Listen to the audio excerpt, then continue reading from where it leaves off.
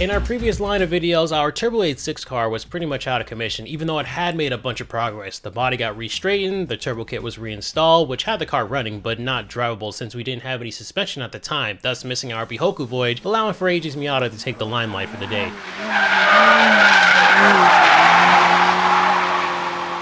However, it wouldn't be long until the turbo car was ready for action, as it's been used as a drift rental car, which a couple of people have already experienced. Now that some miles have been put on it by customers and Thrash alike, Yusef thought it was time to share what makes up this little turbocharged 86. Oh, hello. Didn't see you there. As everyone remembers, we bought this car last year. It was crashed, had some things wrong with it, but we took it to the body shop. Since then, the full TRD arrows on here with the fenders and the front bumper from Up Garage for about 500 bucks. And also had the weird, like, old Celica looking wing, but got rid of that. We wanted to keep this car pretty simple for customers. ZSS coilovers, ZSS toe, and camber arms. I'm actually trying to produce some coilovers right now to change these out, but we're doing some R&D on the top hats. That should be done pretty soon. Yeah, all 8.6. I think there will be an option for Sylvia too, of course. Original front knuckle on here. It's not super crazy. If these cars are gonna drive like S chassis at all, they have to have a super wide track because they're pretty fidgety, I guess you could say. You know, Brandon Strong and the other customers that rented the car all said it was fun. So, of course, these have the big brake kit on it, but it's mostly just like kind of how you would build a car in like 2002 or 2003, where it was like, okay, I'll buy all the stuff off the shelf and just put it on there, not really modifying or cutting or welding or doing anything like that. But yeah, it's got some like braces. I don't know if you guys like remember back in the day, Duluck, whatever the fuck. Yeah, we got real Duluck. OGs know about this fucking crossbar. Look at that. This was all the buzz on fucking Zip Tide and Sylvia and stuff back in 2002 and 3 and stuff. So chassis brace.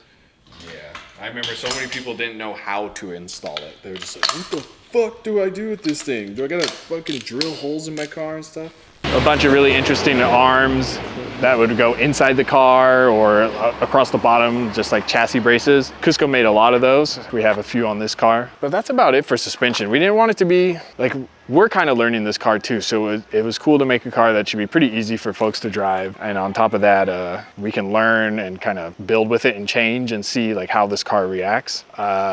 This one has a late model computer for the steering.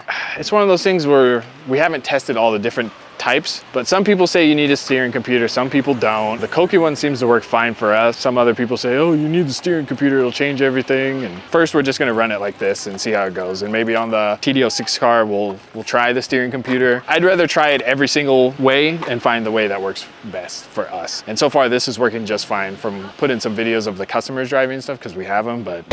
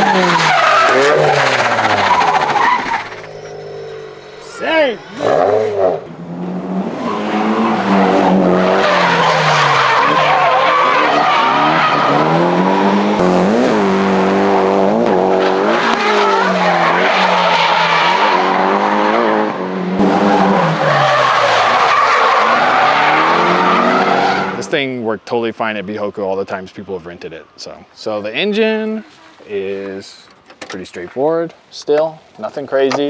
Cusco catch can, truss turbo kit, oil cooler, brake master stopper just because it was cheap. Strut bar, you know, very, very, very simple. Real basic bolt on. I think it runs at like 6 PSI or 8 PSI or something really low. We just want to try all the different combinations to see which one we like the best and get customer feedback too, because most of our customers come over from driving JZXs or S chassis or something. So far, everyone's been like, this is really, really fun and comfortable. Oh, it has a truss radiator as well. Real basic. People might have seen photos of the car with the blue seat in it, but it's just depending on, oh shit. Depending on the rental customer, we change the seat. So like some people are bigger than others, so we have a wide seat, this style, one that's deeper, whatever. Pretty much this car just has a Profec, gauges, that's it. Thrash wheel, thrash seat, thrash harness. Pretty simple. TRD knob, spin turn knob. That's all you need in these cars. Like, this is what Silvias used to be like 20 years ago. When you'd buy them, you'd be like, wow, everything's here, everything works, nothing's rattling around, no cracks on the dash, nothing like that. Like, it's kind of like that. So for all the people who want a S chassis but know it's like ridiculously expensive, like, you should just try this, because soon enough these are going to be expensive and these are going to be clapped out.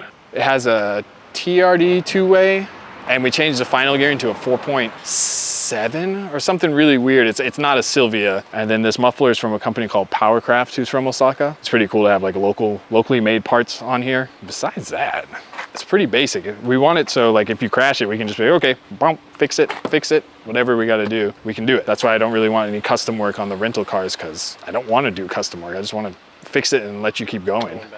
Yeah. Somebody. Even this car, we broke a drive shaft on this car at the track, but we changed it in like 20 minutes. It was extremely simple. So same as Silvia, you break those. Please come drive this car. There's plenty of videos of the customers driving it. We'll insert. But yeah, man.